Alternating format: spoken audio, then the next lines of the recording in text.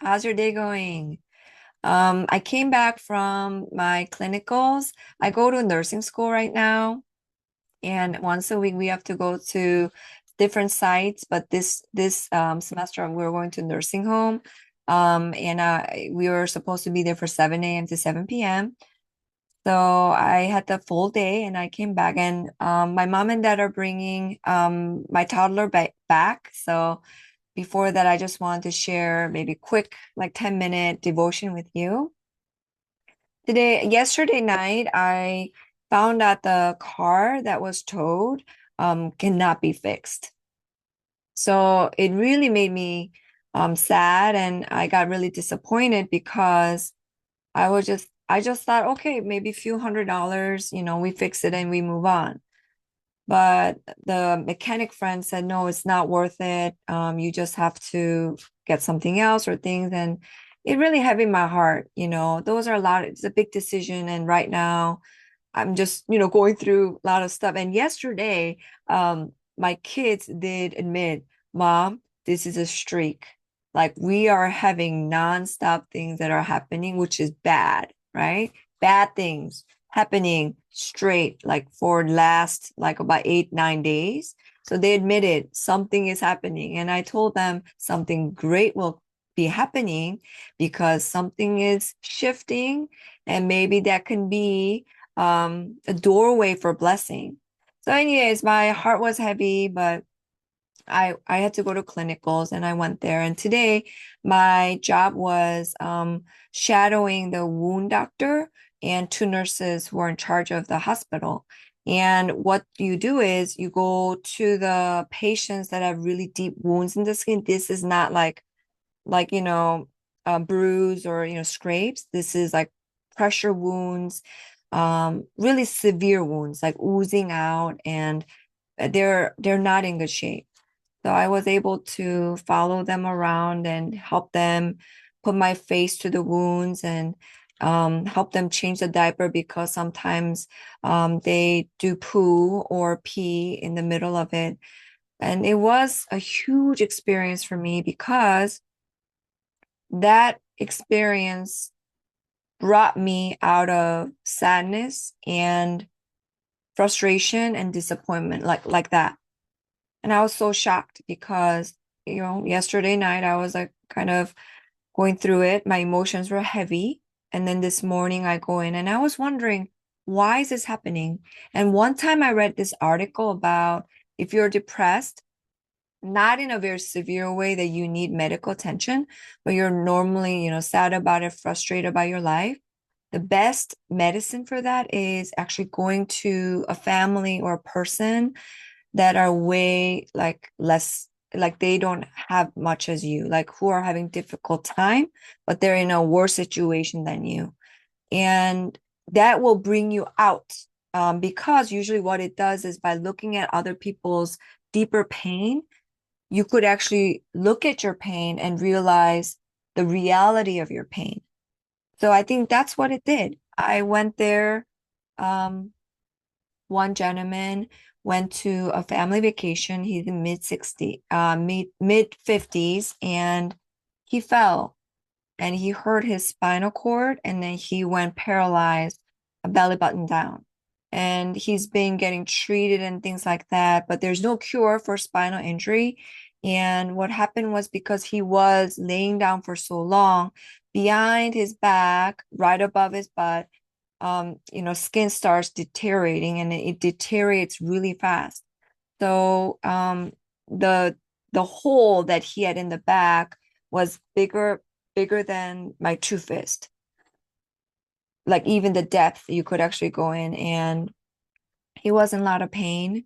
And the doctor clears and puts the whatever is necessary, cleans it, and also nurses put like medicine and then all the protective measure to help the wound heal. But generally speaking, the doctor said those are very, very fatal. And that was one of the patients. One more patient I want to share with you was elderly gentleman who was in late 80s. He was in his room by himself in his bed, and all over his bodies are all wounds. the arm, leg, and the front of the leg, front of the shin. He has pressure wound that didn't heal. So all the ligament and muscle are exposed. Basically, when they were moving, the nurses were moving his leg to, put medicine on, you could actually see the muscle ligament moving. And every time it moved, it was so painful that gentleman was crying, screaming. And, of course, he had diaper and he was laying down so long that his arms, we call it contractures, that fingers are all crumpled up like this and you cannot actually move out, like go out because it's all stiff. And as doctor and nurses were doing it, I was just looking at his face and, he couldn't say words and things, but his eyes were filled with so much tears that it was oozing with yellow stuff because he was crying so much. And just being with patients like that really opened my eyes. Um, Sorry, I'm a little bit emotional because it just made me like really embarrassed. Um, Complaining about, yeah, my car is not being fixed, God, and I thought it was going to be a few $100s, but now we have to look for a car that's going to be so much money. I was complaining to God, and I was meeting these beautiful people, yet they were facing near death and having that difficult time. And that made me think about life, how fragile life is. And the nursing home that I go to is a pretty wealthy nursing home. It's a really great facility. So many of them are not really poor people, and yet they are ending their life that way. And that really broke my heart. I can't share Jesus with them. So, I just do my best to share my Jesus's presence with them, just being with them, looking at their eyes, um, supporting them. But just that experience really cured me from complaining about what I'm going through right now. So I don't know if this is encouragement to you. You might be like, well, what you're going through is not that big of a deal compared to what I'm going through. So you might be right. But if you are having a really difficult time today and or having a heaviness, I thought maybe this could encourage you. I'm going to read 2 Corinthians 4:17-18. In simple English, it says, what we are going through won't last forever, and God is shaping something bigger in us than what we can see right now. So this verse basically says, even though you're going through a hard time, it's not going to last forever. In God's plan, it's just planted there, but it's not there just for no reason.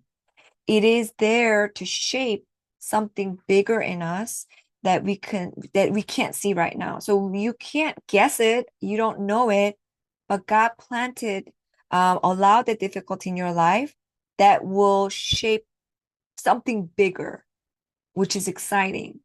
So that verse really encouraged me today. And I just hope that maybe it could encourage you too. And I want to do a personal prayer blessing for you. God, I lift up whoever is listening right now. You know their stress, their fears, their hidden pain. I ask you to bring peace into the places they feel overwhelmed. Claim their hearts and calm their hearts like you calm mine in that clinical room. Remind them they're not alone, that you're holding them even when life feels too heavy. Fill them with light and with hope, with strength for today. Amen. I hope that it will give you some strength. And until we meet again, take care.